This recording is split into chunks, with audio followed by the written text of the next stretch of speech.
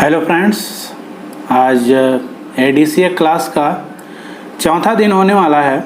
कल हमने सीखा था कि होम टैब के जो भी अंदर के ऑप्शंस होते हैं अपने वर्ड को फॉन्ट चेंज करने के लिए या साइज चेंज करने के लिए या कलर चेंज करने के लिए वगैरह वगैरह टाइप जितने भी टैब थे, मीन्स जितने भी अंडर टैब थे उसको हमने सीखा था। अब हम सीखने वाले हैं कि इंसर्ट टैब में जो भी अंदर उसके आते हैं ऑप्शंस, उनको आज हम जानने वाले हैं। ठीक है, तो जैसे यहाँ पे है कवर पेज, तो कवर पेज का मतलब जैसे होता है आपका कि कोई भी किताब अगर ले रहे हैं आप, तो सबसे पहले उस पर आप क्या देखते हैं, उसका कवर। ठीक है, तो इसका यही काम होता है कि किसी भी बुक, किसी भी फाइल, किसी भी वर्क, किसी भी वर्ड का जब आप कवर बनाते हैं तो ये कवर पेज कहलाता है। ठीक है, इससे आप किसी भी फाइल का या बुक का आप कवर बना सकते हैं इस कवर पेज वाले ऑप्शन से। ठीक है, तो जैसे मैं दिखाता हूँ यहाँ पे, ये मैंने ले लिया एक। तो यहाँ पे आप अपनी कंपनी का नाम लिखेंगे और ये ऑथर का नाम मीन्स राइटर का नाम रहेगा, और ये यहाँ पे वो साल रहेगा जब ये किताब लॉन्च होगा। ठीक है, तो ये किताब का एक तरह से डिज़ाइन हो गया कवर का। अब उसके बाद आते हैं, हम इसको डिलीट कर देते हैं। ठीक है, अब डिलीट करने के बाद जैसे मैं चाहता हूँ ये एक पेज हो गया जिस पे लिखा हुआ है। ठीक है, इसको अगर मैं ब्लैंक करना चाहता हूँ या दूसरा पेज लाना चाहता हूँ तो इसको मैं एक अलग पेज ले आऊँगा। ठीक है, तो एक पेज ये हो गया, एक पेज ये हो गया। ये पेज बढ़ाने के लिए होता है, ब्लैंक पेज जितनी बार इसको क्लिक करते जाएंगे उतना ये पेज बढ़ता चला जाएगा। तो इसका यही काम होता है।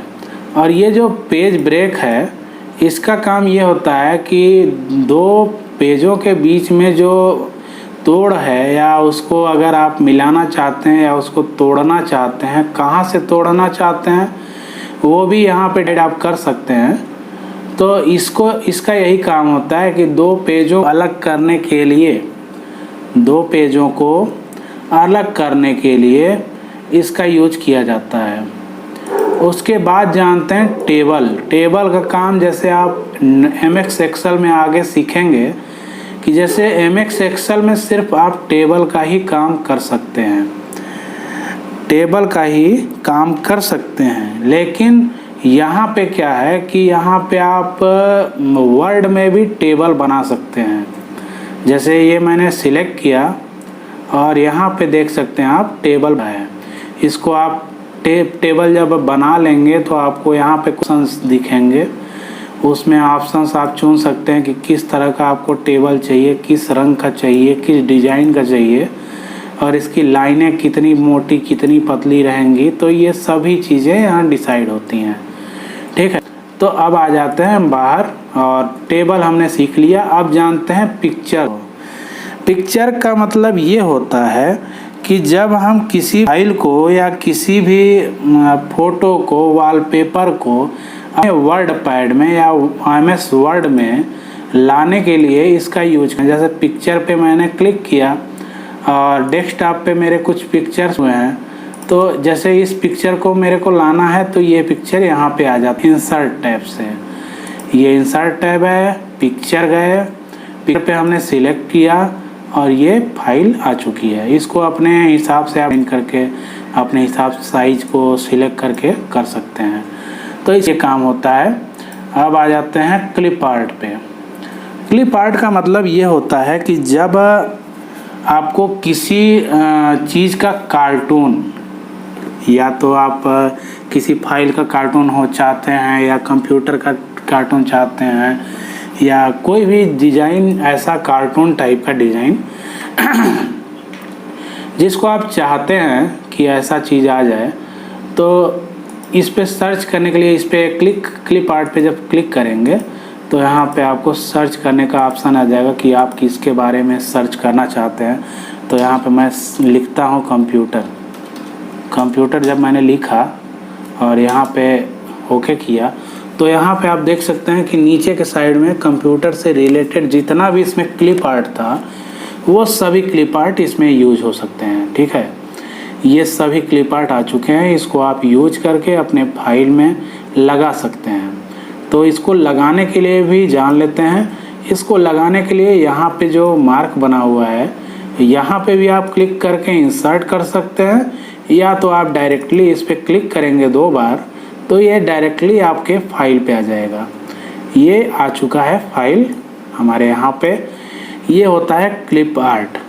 ठीक, अब जानते हैं इंसर्ट टैब में अगला चीज़ होता है शेप्स मीन्स ये होता है कि अगर आप किसी चीज़ का शेप चाहते हैं, जैसे ये लाइनिंग हुआ, लाइन बनाना है, उसके बाद आपका आता है ये आपका ब्रैकेट टाइप का, तो ये आप बना सकते हैं ब्रैकेट। और उसके बाद आता है आपका उसी टाइप का ब्रैकेट, अलग टाइप का ब्रैकेट ये वाला, तो इसका यूज आप यहाँ कर सकते हैं। इसके बाद आता है आपका गोला बनाने के लिए, तो गोला बना सकते हैं। तो इन सभी शेप्स का यूज आप अपने तरीके से, ये सभी शेप्स दिए हुए हैं तो यहाँ पे आप सबका डिज़ाइन कर सकते हैं। और नया डिज़ाइन बनाने के लिए यहाँ पे आप नया डिज़ाइन बना सकते हैं अपने तरीके से, तो ये बाद में देखेंगे। उसके बाद आता है, इसको पहले हम बाहर आ जाते हैं, इसके बाद आता है स्मार्ट आर्ट। स्मार्ट आर्ट में भैया ये होता है कि जब आपको किसी चीज़ का ग्राफिक्स टाइप का डिज़ाइन चाहिए होता है तो स्मार्ट आर्ट का यूज करते हैं आपको। ठीक है, तो ये हो गया। चार्ट मीन्स चार्ट, किसी चीज़ का चार्ट आप अगर लाना चाहते हैं यहाँ पे, तो आप इस पर डबल क्लिक करेंगे तो चार्ट आ जाएगा। ठीक है, ये चार्ट आ चुका है किसी चीज़ का, इसको आप अपने हिसाब से छोटा बड़ा मॉडिफाई वगैरह टाइप कर सकते हैं। इसके बाद हम जानते हैं, इसको हम बाहर आ जाते हैं पहले।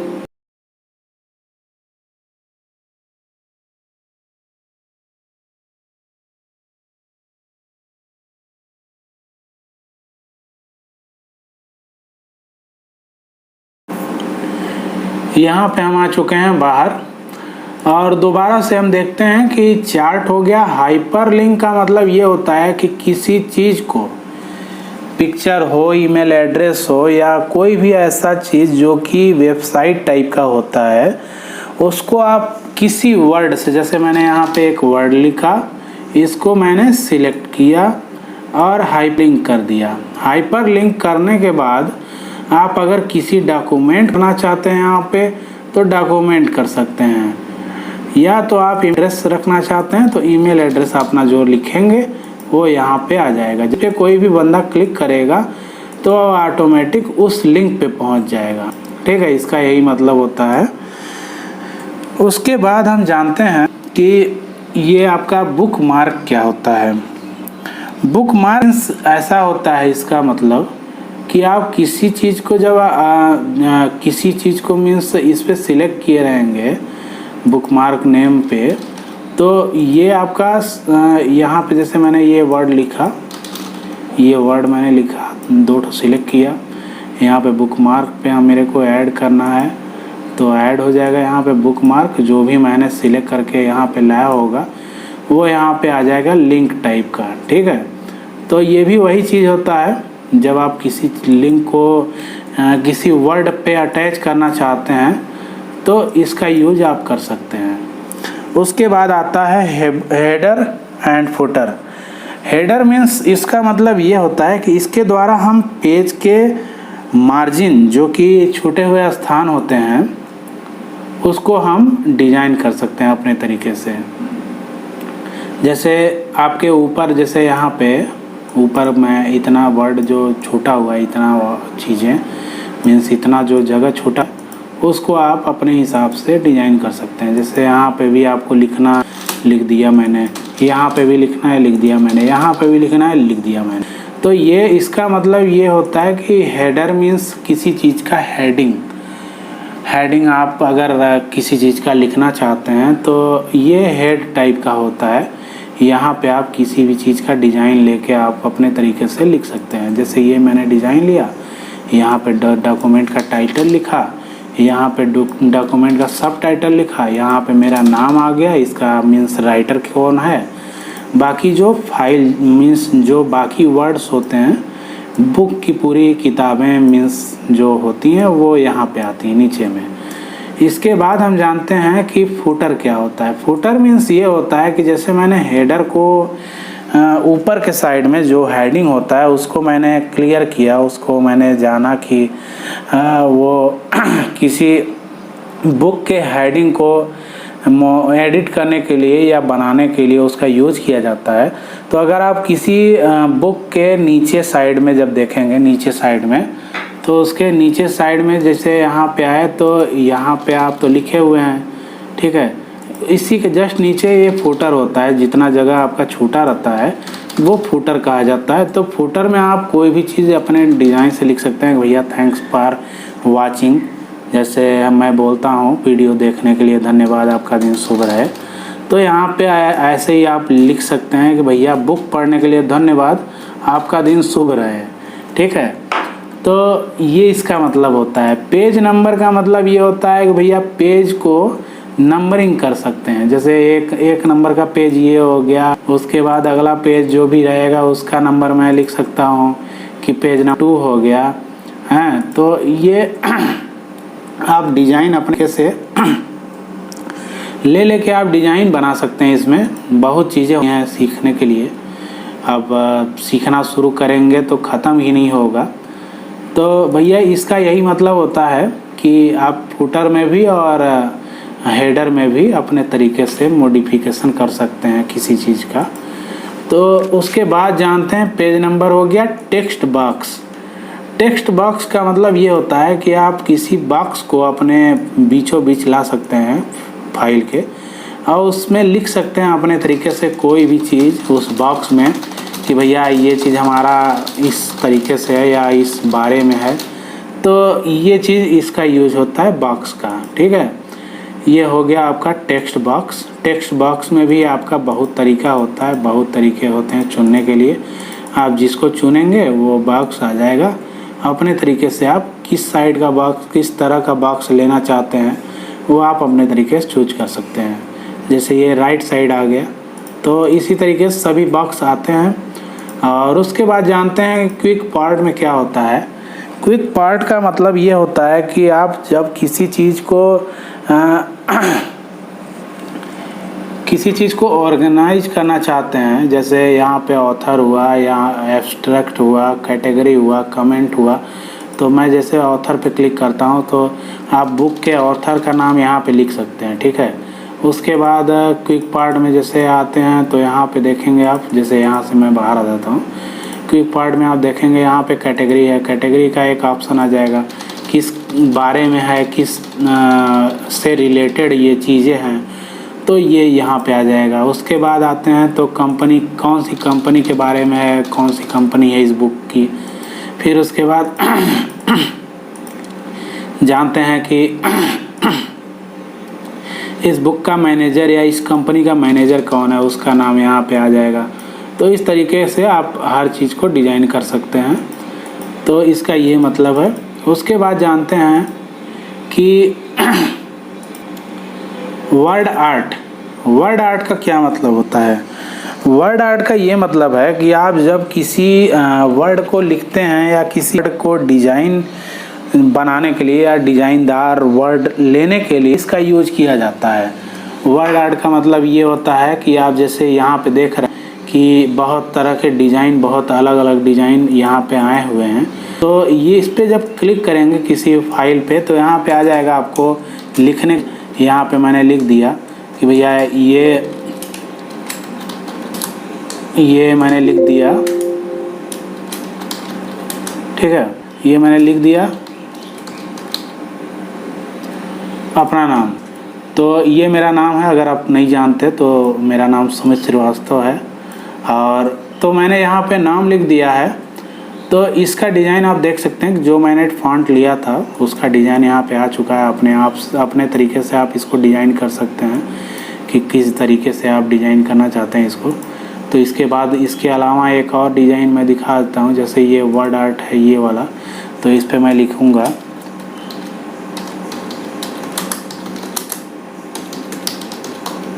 ठीक है। तो ये अगर आप वीडियो देख रहे हैं और चैनल पे नए हैं तो चैनल को सब्सक्राइब कर लीजिएगा, इसका मतलब यही है। तो इसे देख सकते हैं आप, डिज़ाइन इसका तिरछा में हो गया, तिरछे डिज़ाइन में ये आ चुका है। और जब इसको आप एक जगह से दूसरे जगह हिलाना चाहते हैं तो यहाँ पे जब इस पर क्लिक करेंगे तो आप टेक्स्ट रैपिंग यहाँ पे देख रहे हैं, वो टेक्स्ट रैपिंग करेंगे तो ये आ जाएगा, अपना इन फ्रंट कर देंगे तो ये अपना हिल सकता है इधर उधर जहाँ पे जाना चाहें। तो बहुत चीज़ें हैं सीखने के लिए, अभी धीरे धीरे हम सब सीखेंगे। तो ये टेक्स्ट रैपिंग करके हम यहाँ पे इसको हिला सकते हैं। उसके बाद जानते हैं कि इंसर्ट टैब में अगला चीज़ क्या होता है। तो अगला चीज़ ये आता है कि ड्रॉप कैप। ड्रॉप कैप को मैं पहले देख लेता हूँ कि ड्रॉप कैप आता है कि नहीं। ड्रॉप कैप नहीं आ रहा है, किसी चीज़ को सिलेक्ट करके मैं देखता हूँ आता है कि नहीं ड्रॉप कैप का ऑप्शन। नहीं, ड्रॉप कैप का नहीं आ रहा है। तो अगला हम जानते हैं सिग्नेचर लाइन।